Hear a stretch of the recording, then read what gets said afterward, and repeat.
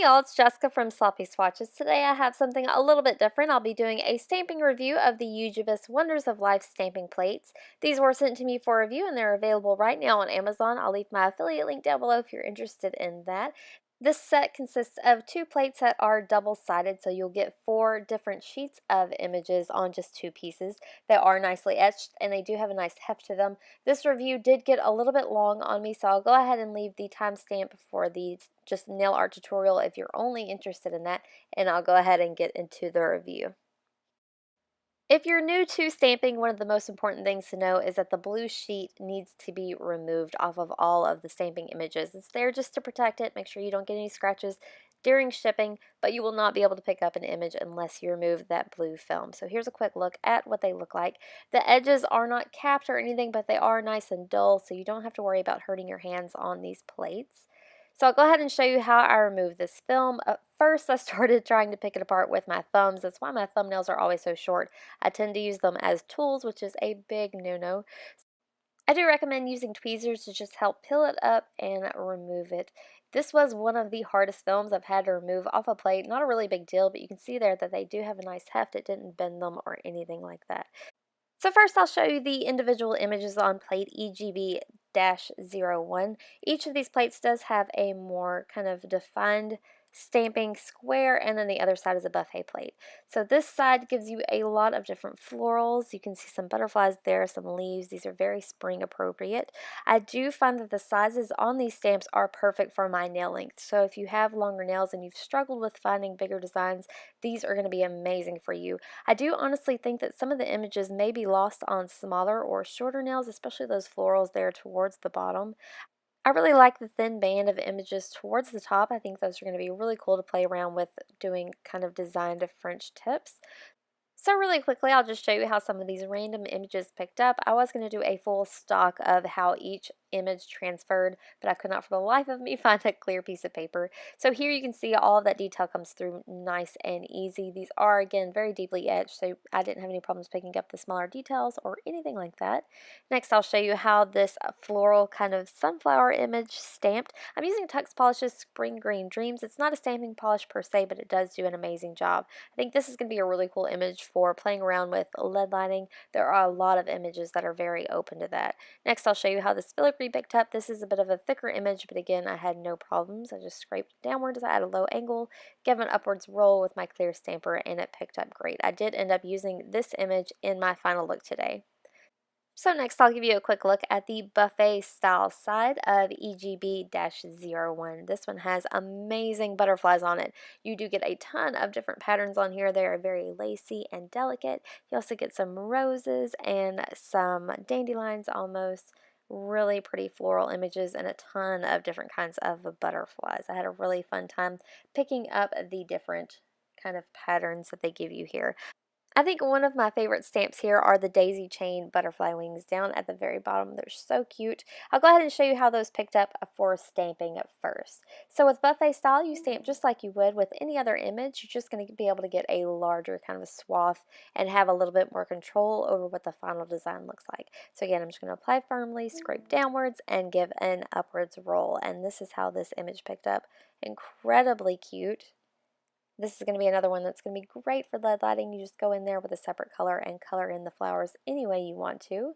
Next, I'll show you how the other kind of lacy, larger butterfly wings picked up. So again, I'm just going to apply very generously to this image, give a downward scrape, and an upwards roll.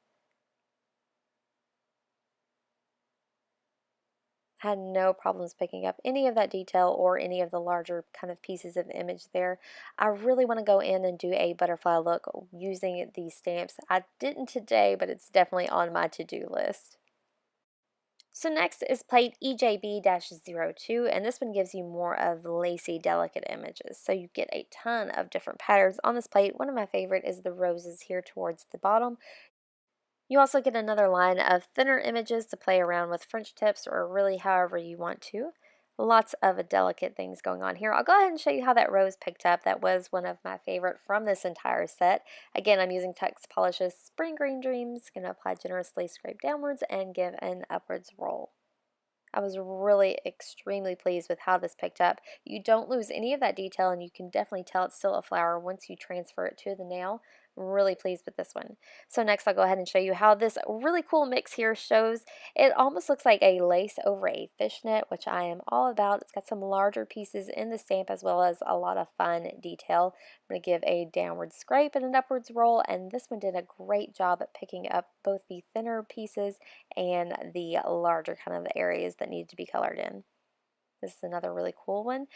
Next, I'll show you the other side. This is the more buffet style side of plate EJB-02. Here you get a ton of more filigree, some more florals, very spring appropriate with a ton of options here. Some of my favorites are the filigree here with the thicker lines. I really love that.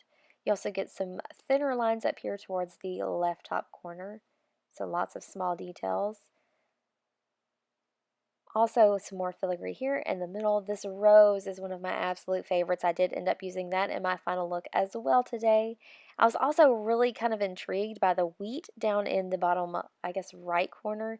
That is one of the coolest images I've seen on a plate. I'm really excited to use it, especially as it kind of transitions closer to fall or harvest time. I'll go ahead and show you how that one picked up today anyway because I love it so much.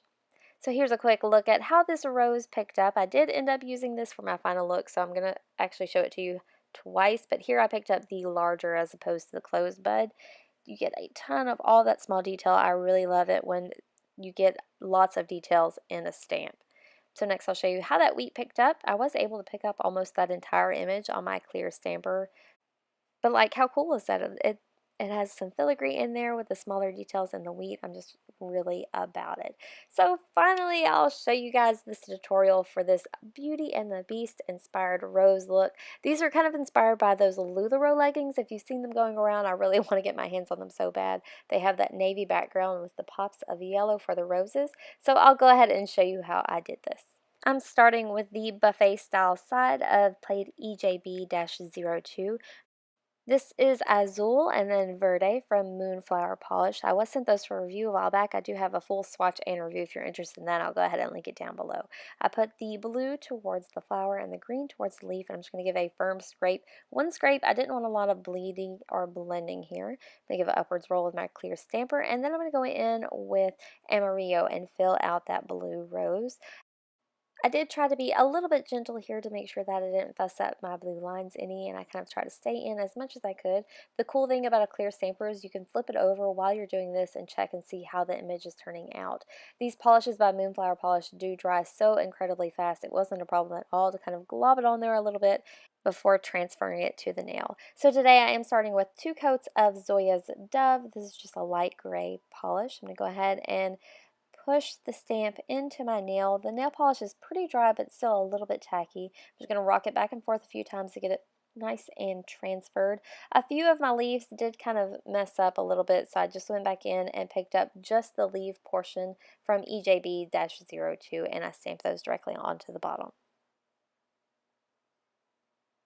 So on both my index and ring nail, I'm going to do an ombre of the Amarillo and Azul. So I wanted them to bleed a little bit to get some green tones in the middle to kind of go with the leaves on the decal. So I'm going to give a few scrapes downwards just to get a nice blending gradient there.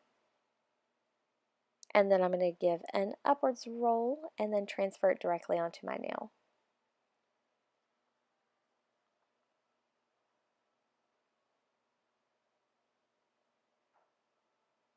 So I'm just going to position it with the yellow pointing towards the yellow of the rose. I did reverse those colors on my index nail and my ring nail. I'm going to do some cleanup with acetone and a cleanup brush and come in with Top Coat. This is Super Chick Lacquer's Liquid Macro. I had no smearing at all. I'm super pleased with how these turned out. So here's a look at that completed mani. I did just pop some Swarovski yellow rhinestones on my pinky just for an accent. And that's it for today. If you stuck through this whole review, thank you so much for watching. I would love your feedback on if you like seeing this kind of video. I need to kind of, I think, mess with the format that I share them with you in. If you'd like to see more photos, I'll go ahead and put those up on my blog at sloppyswatches.wordpress.com, or you can follow me on Instagram at sloppyswatches. So thanks so much for watching, guys. See you next time.